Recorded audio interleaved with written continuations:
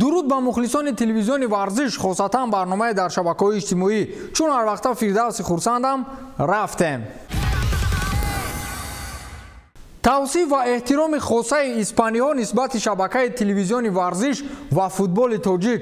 Чанде қабл шораёни телевизиони варзиш барои дастгирӣ ва ғамшарик будан ба мардуми Испания лавҳа омода карданд ва ин боис гашт ки мавзӯи барномаи машҳури Эл Чирингитои телевизиони Испания маҳз ҳамин бошад. муаллифони барнома ки ҳамавақт футболи қораи Аврупоро таҳлил мекарданд, бинобар сабаби хуруҷи коронавирус аз хона тавассути навор бо ҳам суҳбат мекарданд ва сужаи омода намудаи онҳо аз табиати зебои ватани азизамон оғоз гардида. баъдан суханҳои шораёни телевизиони варзиш садо медиҳад. баъдан мисле ки дар суҷа бобати арзишҳои миллӣ хеле сухан меравад ки он ҷо дар мавриди оши палов андаке суҳбат карданд. баъдан футболи тоҷик низ мавриди тамошо қарор гирифт ва онҳо мегуфтанд ки ҳоло дар Тоҷикистон вируси корона ба қайд гирифтан нашудааст. аз ин рӯ футболи тоҷик бомаром идома дорад. мо ифтихор мекунем ки мо ва футболи мо вирди забони моликони беҳтарин бошгоҳҳои Аврупост. суҷа ба дараҷаи олӣ омода гашта буд. иштибоҳи андаке низ дар ин суҷа буд.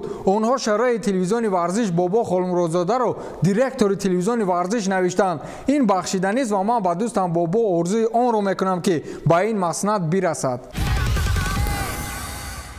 роберто Аяла, собиқ футболбози дастаи Валенсия ва мунтахаби Аргентина, дар мавриди Месси ҳарф зад. ӯ гуфт ки аз рӯи мушоҳидаҳое ки ман ӯро кардаам дар оғози фаъолияти футболиаш ӯ қариб ки тамоман ҳарф намезад. ҳама вақте ба тамрин мерафтем, ӯ низ мерафт, чунки маҷбур буд. агар имкон мебуд ки тамрин маҷбурӣ нест, ман боварӣ доштам ки ӯ тамрин намерафт ва дар утоқи худ мемонду бо касе суҳбат намекард. ман қариб ки гапзании ӯро надидаам.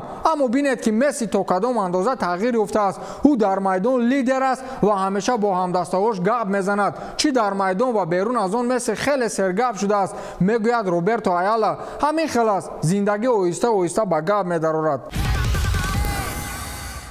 ҳабиб Нурмагомедов, размгари доғистонӣ, дар бораи он нафароне ки ӯро бештар муваффақ карданд сухан гуфт. ба фикри шумо ки аст? ҳабиб дар инстаграмаш навишт ки эҳсосотро идора кардан мушкил аст, аммо онҳое ки дар вақти танаффуси кӯтоҳ дар барат ҳастанд ва ба ту маслиҳат медиҳанд, асоси муваффақият мебошанд. ҳабиб бо ин гуфтаҳош исми 3 нафарро ворид намудааст. инҳо Хавиер Мендес, мураббии ӯ, ва Ислом Махачеву Абубакр Нурмагомедов аз тими ӯ мебошанд. роналдои бразилӣ бо Фабио Канаваро дар пахши мустақими Инстаграм гуфт ки ман фикр мекунам ки ҳангоми шунидани он ки маро Роналдои ҳақиқӣ ном мебаранд, ба Криштиану писанд наояд. одамон муқоиса карда намешаванд. Криштиану дар таърихи футбол бо голҳову истеъдоди худододиаш дар қатори беҳтаринҳои олам бо Месси меистад. ҷои ӯро касе гирифта наметавонад, мегӯяд Роналдои бразилӣ.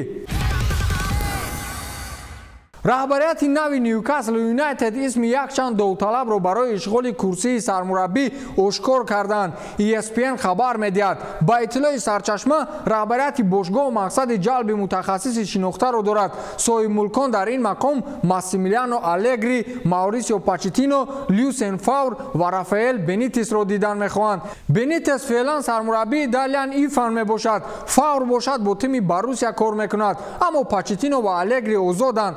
Ньюкасл бо 35 хол баъди даври 29 мақоми 13 ҷадвали Премер-лигаи Англияро ишғол мекунад. қаблан созмонҳои варзишии ҷаҳон иброз дошта буданд ки мусобиқаҳо моҳи май ё июн аз нав ба роҳ монда мешавад, вале дар Нидерландия мақомот қарори манъи тамоми чорабиниҳои оммавии варзиширо то 1 сентябр мамнӯъ эълон кард. бо дар назардошти ин гуфта мешавад ки мавсими имсолаи чемпионати кишвар оид ба футбол ба таври фаврӣ ҷамъбаст мегардад. барселона бори аввал дар таърихи мавҷудияти хеш тасмим гирифтааст ки исми варзишгоҳи худро ба ивази маблағ тағйир бидиҳад. каталониҳо ин иқдоми худро бо мақсади мубориза бар зидди хуруҷи коронавирус маънӣ дод намуданд. барселона омода аст ки бо сарпарастон дар масъалаи исми варзишгоҳи худ ки Камп Nou ном дорад сари мақсад биёянд. мутахассисони бахши тарғиботии даста феълан дар ҷустуҷӯи сарпарасти асосӣ ҳастанд ва омодаанд барои мавсими 2020-2021 қарор қарордод ба имзо расонанд. гуфта мешавад ки тамоми маблағҳое ки аз ин ҳисоб ба даст оварда мешаванд барои анҷоми таҳқиқотҳо дар самти пайдо кардани услубҳои табобати вируси COVID-19 сарф мешаванд. ёдовар мешаванд ки Барселона бори аввал номи варзишгоҳи худро ба фурӯш мегузорад.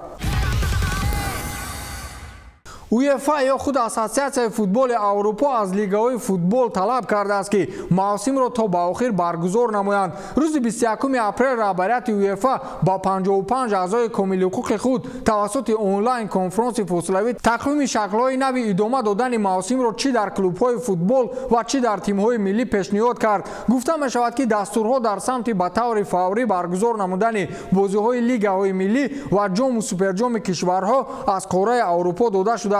дар сурате ки ягон лига то ба охир бозиҳои худро анҷом додан натавонад, УЕФА нақшаи амалро нисбати он вобаста ба иштирок дар мусобиқаҳои Аврупо таҳия хоҳад кард. хулосаи ниҳоӣ нисбати ин масъала рӯзи панҷшанбе 24 апрел дар ҷаласаи кумитаи иҷроияи УЕФА бароварда хоҳад шуд. хулосаи ниҳоӣ нисбати ин масъала рӯзи ҷумъа 24 апрел дар ҷаласаи кумитаи иҷроияи УЕФА бароварда хоҳад шуд. ба ҳамин тамом то дидори навбатӣ хайр.